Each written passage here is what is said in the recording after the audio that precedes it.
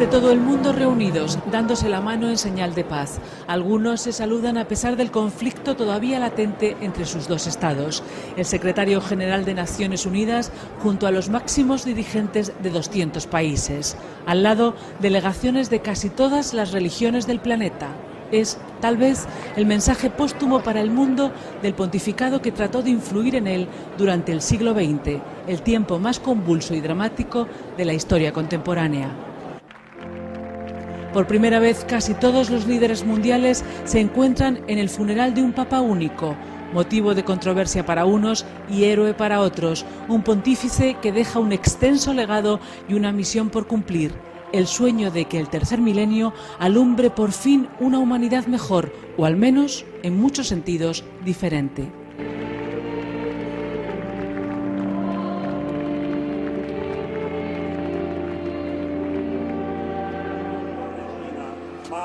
Como ocurrió en el tránsito al año 2000, en esta misma plaza, Karol Wojtyła es el protagonista de los medios de comunicación de todo el planeta, pero ahora, por última vez. A las 9:37 de la noche del pasado sábado fallece Juan Pablo II. La luz de sus habitaciones privadas, que ha permanecido encendida de forma permanente los últimos días de su agonía, lo anuncia a todos los que están allí esperando. No dobbiamo soffrire perché lui è stato il Papa della gioia, del sorriso, della felicità. Tristezza. Sono triste, certo. Gloria al Padre e al Figlio e allo Spirito Santo. Pendientes de ese momento, las personas que se concentran en la plaza de San Pedro expresan así sus sentimientos y comienza el epílogo de lo que ha sido uno de los pontificados más largos, intensos y mediáticos de la historia de la Iglesia Católica.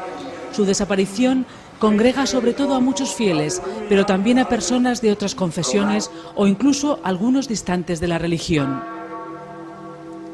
Cuando después del fracaso del comunismo, Juan Pablo II ha empezado a predicar contra el capitalismo salvaje, contra el individualismo radical que abandona los individuos a un destino sin esperanza, ha tocado los corazones no solamente de los católicos o de los cristianos, sino que ha hablado de condiciones concretas de gente en todo el mundo.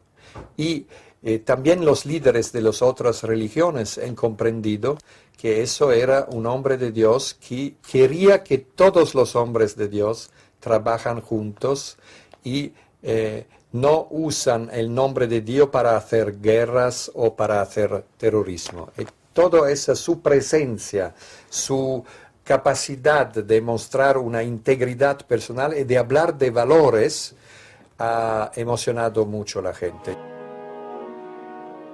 Mientras esto sucede en el exterior, dentro de la Ciudad del Vaticano empiezan a producirse acontecimientos de los que no hay precedentes. No están recogidos en la Constitución, donde se dispone la fórmula precisa de los rituales con los que debe concluir un papado. En una imagen única, el domingo 3 de abril, se muestra el cuerpo de Juan Pablo II en su capilla privada primero y después en la Sala Clementina, el lugar donde el Papa polaco ha recibido a la mayoría de las delegaciones diplomáticas. El ritual solemne del traslado a la Basílica comienza el lunes 4 de abril alrededor de las 5 de la tarde. Signori cardinali, Procedamus in pace.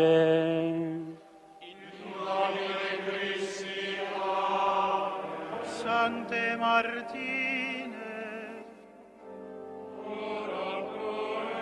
Fuera se congregan miles de personas que protagonizan el último adiós desde el exterior de San Pedro a la figura de Juan Pablo II. Cuando el cuerpo del Papa aparece en la plaza, apenas se puede ver entre un mar de cabezas. Pantallas gigantes de televisión permiten seguir lo que sucede en el interior del templo a la gente que desde ese momento y luego durante toda la semana no deja de inundar la plaza. Los restos mortales del Papa se depositan en el centro de la basílica. Las aglomeraciones en el exterior hacen que los servicios de seguridad italianos pidan que se adelante la hora de la apertura de la capilla ardiente. A las 8 menos cuarto de la tarde del lunes entran las primeras personas para ver por última vez el cuerpo del Papa polaco. Tienen que hacerlo sin detenerse, en apenas unos segundos, porque fuera se han formado ya largas colas de gente que vienen de todas partes. Filas que son primero un río enorme en la avenida que conduce al Vaticano y que después empiezan a afluir por las calles de las inmediaciones. ¿Cómo es la experiencia? Nuestra experiencia ha sido muy hermosa. Esta mañana hemos venido a rendir homenaje a un hombre. ¿Por qué? Porque ha sabido entender nuestro sufrimiento, ha sabido ganarse nuestra humanidad, toda nuestra debilidad y ha sabido presentársela a Jesucristo, que nos ha mostrado la vida. Parece como que fueses pisando entre las nubes. Al verlo a él parece que estuviera dormido. Realmente es así. Los primeros días han llegado hasta la Capilla Ardiente 2 millones de personas. El miércoles muchos tienen que esperar entre 10 y 12 horas. Los más afortunados en la mañana del jueves están solo 4. La gran mayoría son fieles, pero no todos son católicos ni vienen solo por motivos religiosos. Yo soy ateo directamente, pero yo he venido porque soy estudiante de clásicas. Para mí Roma, o lo que es la Iglesia Católica hoy en día, es lo que queda de la estructura estatal romana y yo he venido para esto. He venido para verlo. Quiero ver gente que tiene fe, porque yo no tengo. Para mí es muy interesante, vamos. Para encauzar las filas, las autoridades italianas colocan un recorrido vallado sobre el que mantienen un estrecho control. Grupos de voluntarios reparten botellas de agua entre quienes esperan para evitar la deshidratación, botellas que pasando de mano en mano parecen no encontrar su destino final. Aunque se atiende a algunas emergencias, sorprende que no haya más casos de desmayos, sobre todo cuando a mediodía se hace más intenso el calor. A medida que se va acercando uno a la catedral, se va sintiendo más seguro de sí mismo y cuando ya lo has visto dices, ahí está. Pues mira, yo no soy muy creyente realmente, pero lo considero un hombre que ha luchado, ¿no?, por recuperar un poco la dignidad humana. Tenía un carisma extraordinario. Lo hemos visto en todos los lugares donde ha ido. Esas masas de gente que le seguían, hemos visto misas de 1 millón, de 2 millones de personas. Tenía un carisma especial, comunicaba muy bien, era una persona que además sabía perfectamente que para informar nosotros tenemos que ser informados, porque si no, inventamos. Prego, solo €1.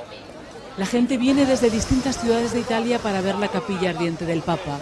Hacen un recorrido de ida y vuelta sin dormir, bebiendo agua, comiendo bocadillos. Otros llegan desde Polonia, desde Alemania, desde Francia, Latinoamérica o desde España. Jóvenes, grupos, familias enteras. Las compañías aéreas tienen que aumentar sus vuelos. El miércoles al atardecer, la comitiva en la que viaja el presidente de los Estados Unidos atraviesa Roma. George y Laura Bush, junto a 2 expresidentes, Bill Clinton y George Bush padre, acceden al Vaticano y rezan ante el cuerpo de Juan Pablo II, un papa con el que en los últimos años hubo momentos de tensión por su oposición a la guerra de Irak. El jueves, los reyes de España acuden a la Capilla Ardiente. Encabezan la delegación española, en la que llegan también a Roma el presidente del Gobierno, José Luis Rodríguez Zapatero, el ministro de Exteriores, Miguel Ángel Moratinos, y el jefe de la oposición, Mariano Rajoy. Esa tarde, en las calles, las colas parecen interminables. Llegan incluso al otro lado del Tíber y forman otro gran río, en este caso de personas, que como en todas las manifestaciones espontáneas, resulta muy difícil de interpretar. Ha capito lui líder religioso e spirituale. Él, como líder religioso y espiritual, ha comprendido que la construcción ideológica del enfrentamiento entre civilizaciones era un peligro para el mundo y se ha opuesto a ello. Esta grande masa di persone che arrivano per il suo funerale. Esta gran multitud de personas que ha llegado a Roma para su funeral es el testimonio de que en realidad esa lucha coincide con el espíritu público colectivo de grandes masas humanas que quieren la paz, que quieren la justicia y quieren luchar por un mundo nuevo, diferente. Per un mondo nuovo, diverso. El día anterior al funeral, miles de personas pasan la noche en las inmediaciones de la Plaza de San Pedro. La capilla ardiente se cierra a medianoche después de 4 días de homenaje casi ininterrumpido. Ya se conoce el testamento que Juan Pablo II ha escrito en varios momentos desde que fue elegido Papa. En él deja claro que después del jubileo del año 2000 siente que ha cumplido todas las metas que se ha propuesto en su pontificado. El funeral por el Papa paraliza Roma, una ciudad que, como en otros acontecimientos internacionales, tiene que blindar su seguridad. 15.000 agentes, policías y soldados del ejército se ocupan de la protección del duelo multitudinario que a través de la televisión se difunde en todo el mundo. Una vez más, en el final del pontificado más mediático de la historia, las ceremonias y las multitudes se convierten en un espectáculo de masas. Prensa, radios y televisiones transmiten de manera reiterada lo que sucede en el entorno del Vaticano y de la Plaza de San Pedro a un mundo en el que solo son oficialmente católicos algo más de 1 de cada 6 habitantes. El reto que tengo yo. Y héroe para otros, un pontífice que deja un extenso legado y una misión por cumplir. El sueño de que el tercer milenio alumbre por fin una humanidad mejor, o al menos, en muchos sentidos, diferente.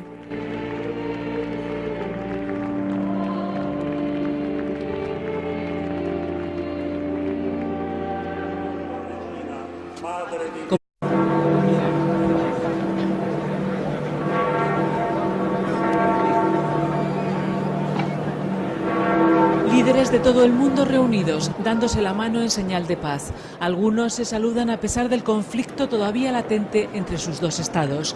El secretario general de Naciones Unidas junto a los máximos dirigentes de 200 países.